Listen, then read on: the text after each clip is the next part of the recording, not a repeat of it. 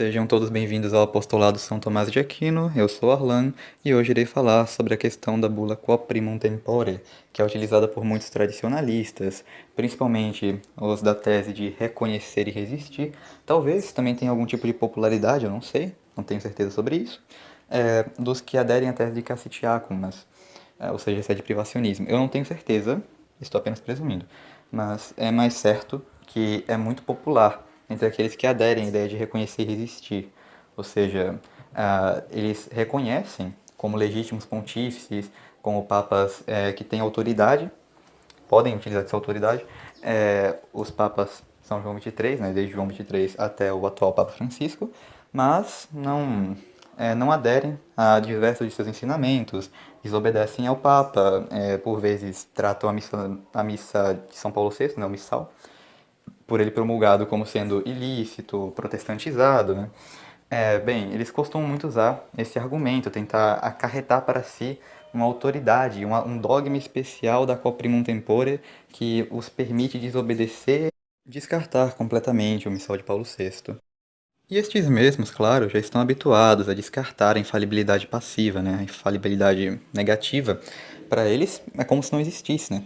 Tanto que foi falado, tanto que foi dito pelos teólogos do passado na história da igreja, mas você não vê eles falando sobre isso, ninguém ensina sobre isso lá geralmente. Se ensina, eu até agora não vi. O próprio magistério ordinário universal, para eles, está em extinção, ou seja, não encontra-se em lugar nenhum. A aceitação de toda a igreja, de uma doutrina, o ensinamento de todos os bispos, o ensinamento consecutivo de 6 papas, né? Esse magistério contínuo, esse magistério presente, eles até aceitam algumas coisinhas, a minoria, poucas coisas, que eles veem, eles acham, não, isso daqui eu acho que é um pouquinho mais católico, eu julgo que isso que o Papa escreveu aqui é um pouquinho mais católico do que ele escreve no resto de tudo que ele fala. Então, isso daqui eu digo que é magistério meramente autêntico, e aí eu posso, se eu quiser, por minha livre e espontânea vontade, aqui já apreciar, falar bem, talvez, né? Ou seja, o Manevite, o credo do povo de Deus, é magistério meramente autêntico. O Manevite, pelo menos. Aí eu posso gostar disso aqui. Mas agora, Concílio Vaticano II, aderir aos ensinamentos, eles não querem, não, eles negam, dizem não é magistério ordinário universal, já estão habituados a tratar as manobras humanas como sendo suficientes para impedir o exercício da infalibilidade. Ou seja, não dá para promulgar o Novus Ordo. Por quê? Porque existiram protestantes lá, tinha um protestante, uma comissão de protestantes, fazia parte das manobras humanas. Olha só quantas manobras humanas que são tão capazes de impedir que algo seja promulgado validamente. Manobras humanas capazes de destruir a igreja. Ou seja, a igreja, que é a coluna e sustentáculo da verdade, para eles, hoje está reprimida. A igreja não ensina mais nada. O que é que a igreja ensina? Não, de vez em quando tem um magistério meramente autêntico que você pode aderir se achar mais bonitinho. Se no meu grupinho gostar, aí eu vou aderir. Mas, no geral, via de regra, Roma tem que voltar à tradição. Roma está em apostasia. É como se a cátedra do princípio dos apóstolos tivesse se tornado a cátedra do anticristo. Estes mesmos, por vezes, culpam a nova missa, promulgada pelo Papa Paulo VI, como se não, ela é a culpada de todos esses abusos que estão ocorrendo atualmente, porque no passado as coisas eram sempre melhores. Agora só começou a piorar com o Concílio Vaticano II, só começou a piorar com a nova missa. Ou seja, no passado tudo estava melhor. As coisas pioraram muito mesmo com o Concílio Vaticano II. Tem aqueles que não são tão absurdos de dizer que tudo era absolutamente melhor, mas que não estava tão ruim. Tem também essa ideia de que já tinha piorado e agora só piorou mais ainda. Ou seja, eles vão analisar os abusos litúrgicos do passado da seguinte forma: olha só, tem esse abuso litúrgico horrível, onde padres recebiam dinheiro para que fiéis celebrassem missa no seu lugar. Mas isso foi julgado como errado por um santo lá da época, né? Um santo reclamou. Então tinha oposição. Já que tinha oposição, obviamente são casos isolados, deixa de lado, porque isso obviamente não aconteceria hoje em dia. Hoje em dia não tem oposição, não tem quem fala mal, né? Obviamente. Até porque eu nunca vi ninguém falando mal por aí. Tipo, não é como se a internet estivesse cheia de vídeos mostrando esses escândalos justamente para denunciar. Só naquela época que denunciava. E quando ocorreu de tocarem músicas lascivas nas missas e a coisa ficou num nível tão estratosférico que teve necessidade de intervenção papal, isso é mero caso isolado. Ah, e Santo Afonso de Ligório, que também trata que havia uma impiedade terrível, praticamente uma palhaçada no meio da missa que faziam. Isso daí é só mais caso isolado, né? Mais caso isolado, porque se fosse hoje em dia, Santo Afonso ele estaria louco, seria muito pior. Santo Afonso olharia e falaria: eu quero voltar pra lá, com aquelas impiedades antigas. É isso que passa na cabeça dessa gente. Santo Afonso conta inclusive a história de um herege, né, que tinha decidido abjurar a sua heresia, agora vai entrar em comunhão com Roma, mas que viu um padre celebrando horrendamente a missa e vendo como aquilo era horroroso, pensou, olha, os prelados da igreja não estão fazendo nada, como o Papa não faz algo sobre isso? E na cabeça dele, então nem os prelados da igreja têm fé, eu não vou recusar minha heresia, né? Certamente alguém aí alguém dessa tese de reconhecer e resistir se identificaria, né, não é mesmo? Estes mesmos também julgam a missa, julgam o concílio, julgam os documentos dos pontífices como ambíguos. Olha só quantas ambiguidades, porque né, eles não estão habituados a distinguir as ambiguidades materiais e as ambiguidades formais, e eles olham qualquer coisa que eles consigam interpretar com uma mentalidade mais protestante, um pouquinho assim, ou que ele olhe e fale, nossa, eu consigo interpretar isso aqui numa mentalidade protestante, e já vai julgando, dizendo, não, é ambíguo, que horror, não serve, porque a ambiguidade nunca existiu na história da igreja, é só o Concílio Vaticano II que trouxe. Os teólogos do passado, quando assumiram, realmente, em confronto com os protestantes, que há uma ambiguidade material não formal no rito da missa, do passado, pré-Concílio Vaticano II, disputa com luteranos, no ofertório, que dá a impressão de que ali está ocorrendo o sacrifício, quando o momento declarado pelo Concílio de Trento do sacrifício da missa é o da consagração, quando se assumiu essa ambiguidade material que havia no ofertório, isso aí é só mais um caso isolado. Ou seja, não, na missa não existe ambiguidade. É os teólogos que estão assumindo coisa errada. Essa distinção, ambiguidade formal e material não existe. De qualquer forma, vamos direto aqui ao conteúdo. Eu não quero fazer parecer também que eu tenho um ódio do missal de São Pio V. Deus me livre. O rito de São Pio V certamente não é culpado por qualquer absurdo que tenha ocorrido no passado e também o novo rito de São Paulo VI não é culpado por qualquer absurdo que tenha ocorrido na atualidade. Mas vamos agora para o que importa mesmo, sobre a Bula Quo Primum Tempore. O que a bula diz? Bem, entre outras coisas, né, vou trazer aqui um texto até leve, porque tem vários outros textos da bula, várias citações, várias passagens que são usadas para tentar afirmar que São Pio V teria canonizado a missa tridentina, teria deixado ela em perpetuidade. Não, ela é perpétua para sempre e que nunca poderá haver outro missal, nunca poderá se mudar o rito. Bem, são várias as versões. Alguns levam como uma ex-cátedra, outros levam como um, algo paralelo à canonização dos santos, mas vamos ao que diz, uma parte do que diz a bula. Da mesma forma, declaramos e ordenamos que ninguém esteja obrigado ou coagido a alterar este missal e que este presente documento não pode ser revogado ou modificado, mas permanece sempre válido e mantém sua plena vigência. É o que diz. Certo. Agora vamos para uma legítima interpretação dessa bula. Porque se você só interpreta tudo aqui literalmente, maravilha. Então, realmente, essa bula é para sempre, o missal é para sempre, e o Paulo VI ele está agindo ilicitamente, e todos os papas que aderem a um novo missal estão propagando uma missa ilícita. Agora, tratando seriamente, a linguagem de perpetuidade naquela época, e também bem posterior até, sempre foi usada como uma maneira de deixar algo que está tentando ser propagado, né, se reforçar a intenção do decreto daquilo que o Papa está querendo obrigar a igreja.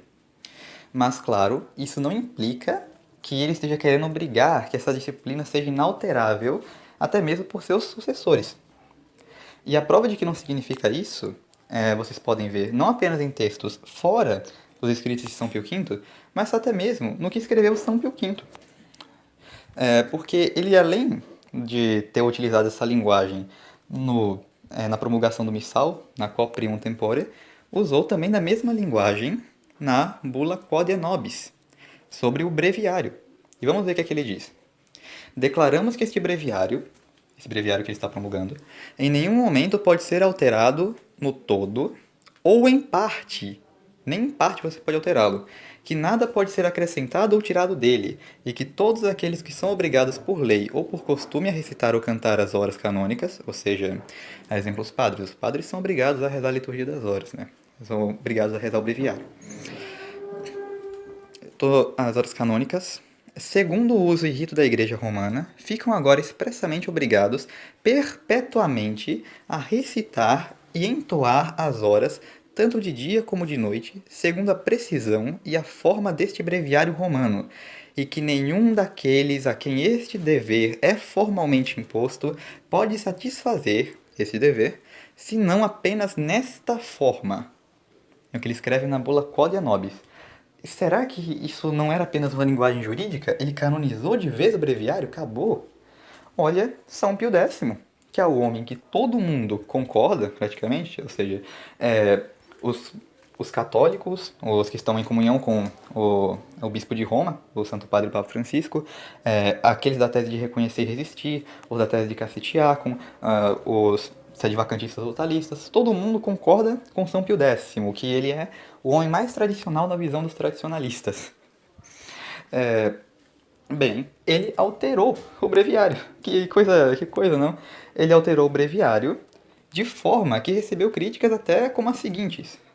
Tem uma crítica de Anton Baumstark, eu não sei pronunciar esses nomes direito, peço perdão. Até 1911 não havia nada na liturgia cristã de tão absoluta universalidade como esta prática no ofício matinal. E sem dúvida, sua universalidade foi herdada da sinagoga. Veja o nível. A observância universal de uma prática litúrgica que foi seguida pelo próprio Divino Redentor durante sua vida na Terra. Também a crítica de Pio Pasch. Novamente, não sei pronunciar o nome corretamente. É bastante surpreendente que, apesar do caráter conservador da Igreja, Pio X teve que aceitar essa grande mudança que vai contra uma prática de 1500 anos. Não parece uma crítica tão atual, não é isso? Não parece uma crítica que você vê tanta gente propagando por aí sobre outros assuntos? William Bonneville. Ele é aparentemente dominicano. Na revisão de Pio X, o venerável ofício da Igreja Romana foi gravemente mutilado. Bem, todas essas citações, né, inclusive tem aqui a de Robert Taft, jesuíta, foi um afastamento chocante da tradição cristã quase universal. Todas as citações podem ser encontradas na obra The Organic Development of the Liturgy. Eu não sei se estou pronunciando corretamente, vai estar lá no nosso blog para vocês poderem ler. Eu não sei pronunciar inglês corretamente, quero deixar isso bem claro. Ou seja, foi uma tentativa fracassada. E vai estar também lá apontadas as páginas para que vocês possam ler. Bem, outra vez em que encontramos algum papa usando de perpetuidade é na supressão dos jesuítas. Vejamos, na encíclica Dominus ac Redemptor Noster, do Papa Clemente XIV, ele escreve: agora percebemos que a referida Companhia de Jesus não podia mais produzir os abundantes frutos e benefícios, mas pelo contrário, que se ela existisse, seria quase impossível que a Igreja pudesse alcançar a verdadeira e permanente paz. Guiados por tais considerações, nós, após um exame maduro, em virtude da autoridade apostólica e por conhecimento certo, suprimimos e extinguimos a referida sociedade. Nós declaramos, portanto, que está perpetuamente desfeita e dissolvida. E o Papa Pio VII restabeleceu a Companhia de Jesus. Anos depois, o Papa Pio VII simplesmente restabeleceu. Ou seja, vocês podem ver, essa linguagem de perpetuidade, essa linguagem que dá a entender um para sempre, ela não obriga aos próximos pastores, né? Há que se dizer sobre a famosa máxima de que um igual não tem poder sobre outro igual. Ou seja, o Papa não pode obrigar no quesito disciplina outro Papa no quesito disciplina para sempre. Ou seja, obviamente isso é uma linguagem jurídica. Se alguém tentasse argumentar que isso, na verdade, não, o Papa ele está criando um dogma, cairia numa heresia chamada modernismo. Inclusive, já houveram teólogos católicos que tiveram que combater essa ideia de que o Papa ele pode dogmatizar a liturgia. Claro que não. Ele não pode criar dogmas, e a liturgia é matéria de disciplina. Se ele dogmatiza um rito da missa específico lá que foi formulado, ele cria um dogma novo, isso é modernismo. A liturgia, ela exprime dogmas, realmente uma lex orandi, lex credenti, mas não é uma coisa que obrigue ao pontífice a nunca mais poder alterar a liturgia. Que isso fique bem claro. A liturgia é questão de disciplina. E é disso mesmo que vamos falar, pois a liturgia como matéria de disciplina. Por mais que alguns tentem negar, é evidente que a liturgia da igreja é matéria disciplinar, mas não toda, obviamente, pois existem coisas na missa que são de caráter substancial, como aponta o próprio Concílio de Trento, como é, por exemplo, o uso do pão de trigo para consagração, né? Validamente só é consagrado na missa o uso do pão de trigo, você não pode usar pão de queijo, por exemplo. Vinho de uva, não pode usar vinagre, esse tipo de coisa, por mais que o vinagre tenha origem no vinho. E também coisas como jogar água ao cálice, tudo isso que é de instituição divina mesmo. Isso que é de instituição divina, nós sabemos que é substancial. Isso o Papa não pode mudar. Agora, quando se torna uma questão de discernimento sério, entender o que é e o que não é substancial na administração dos sacramentos, e para nos mantermos com reta consciência sobre o assunto, devemos compreender o direito que o Sumo Pontífice tem sobre a liturgia e a indefectibilidade da sua legítima aprovação. Primeiramente, eu gostaria de citar aqui o Papa Pio XII, o último Papa pré-Concílio Vaticano II, que na encíclica Mediator Dei, vou estar deixando novamente lá o link no blog, no artigo 59 diz o seguinte: por isso, somente o Sumo Pontífice tem o direito de reconhecer e estabelecer quaisquer praxes do culto, de introduzir e aprovar novos ritos, e mudar aqueles que julgar que devem ser mudados. E aqui, sobre a questão da indefectibilidade, né? Eu cito, em primeiro lugar, o cardeal Bilotti, que na sua obra De Ecclesia Christi, no tomo 1, na página 777, na tese de número 12, o poder legislativo da Igreja tem por matéria tanto aquilo que se refere à fé e aos costumes, quanto aquilo que se refere à disciplina. No que se refere à fé e aos costumes, soma-se a obrigação da lei eclesiástica à obrigação de direito divino em matéria disciplinar. Toda obrigação é de direito eclesiástico. Contudo, ao exercício do Supremo Poder Legislativo está sempre ligada a infalibilidade, na medida em que a Igreja é assistida por Deus para que ela nunca possa instituir uma disciplina que seria de qualquer maneira oposta às regras de fé e à santidade evangélica. E percebam bem, Cardeal Bilotti não é qualquer pessoa. Não é que eu estou citando aqui, não, um teólogozinho de meia tigela. É um dos maiores teólogos, um dos maiores tomistas do século XX. Foi considerado como o príncipe dos teólogos na época dele. O pensamento dele foi de suma importância para diversos pontífices. Se eu não me engano, chegou até a ser professor de teologia de 2 papas, né? Acho que Pio XI e Pio XII. Ele subiu ao cargo de professor de teologia numa universidade importante por Leão XIII, então não estou citando qualquer pessoa, não. Eu estou citando alguém aqui que tinha realmente uma aprovação legítima quando o assunto é teologia. Por mais que houvessem polêmicas na vida particular dele, na vida pessoal, das quais não me adentro aqui no momento, mas futuramente eu posso vir a falar sobre isso. Certo. E também, agora para ser algo mais magisterial, cito o Papa Pio VI, na Constituição Auctorem Fidei, no artigo 78. Bem, a posição que conclui como se a Igreja, que é conduzida pelo Espírito Santo de Deus, pelo Espírito de Deus, pudesse estabelecer uma disciplina não somente inútil e pesada demais para que a liberdade cristã suporte, mas também perigosa, nociva, induzindo a superstição e o materialismo. Esta é uma proposição que o Papa considera como falsa, temerária, escandalosa, perniciosa, ofensiva aos ouvidos piedosos, injuriosa para a Igreja e para o Espírito de Deus, por quem ela é conduzida, no mínimo, errônea. Bem, agora vamos para a questão. O missal mudou depois de Trento?